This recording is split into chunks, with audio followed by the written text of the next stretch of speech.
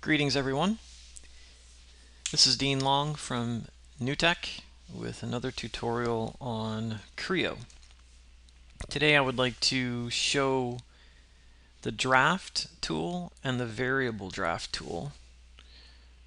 You'll notice up here in our toolbar we have draft and variable pull direction draft. And I would like to show the functionality of those and the differences to help you make better decisions on when to use one as opposed to the other. Those of you that may be familiar with Creo already and most likely are familiar with the draft tool know that we can select a draft surface to be drafted with an angle. We can select a draft hinge, either a plane or an edge, and then a pull direction, and we have the ability to drag this value or explicitly set the value with a numeric value. So that's the typical draft. With the advent of the variable pull draft, we've been given the ability now to select a draft direction, an edge, and you'll notice it looks somewhat similar in that it will give you a value. But then also we're able now to add additional values along this edge, the draft hinge, that allows us to create different shapes on this surface. And it's very similar to our variable round, where we add different waypoints along the draft edge. So for example, I have two options. I can come to this bar and right click and add an angle, or I can come out and hover over this node and add an angle.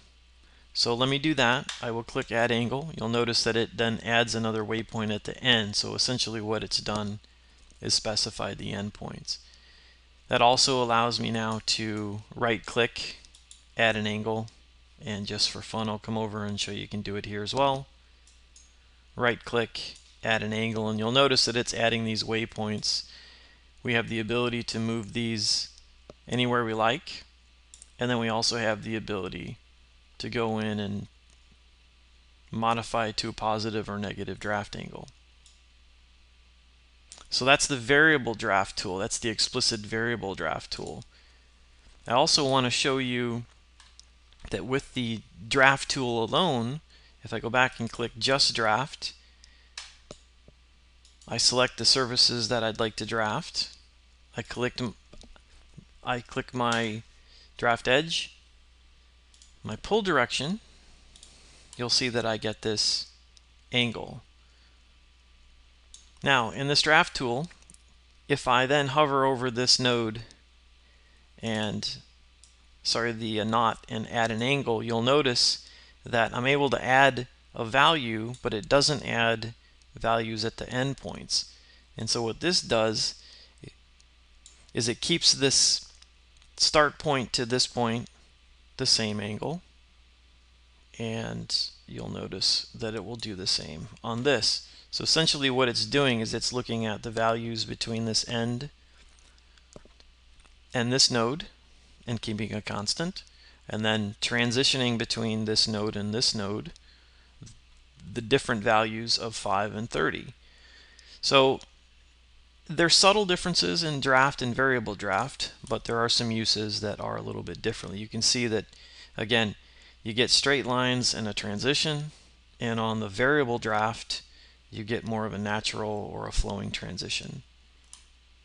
So hopefully this has cleared up a little bit of the questions about draft and variable draft. Again, this is Dean Long at NewTek, and I'll see you in the next tutorial. Have a good day.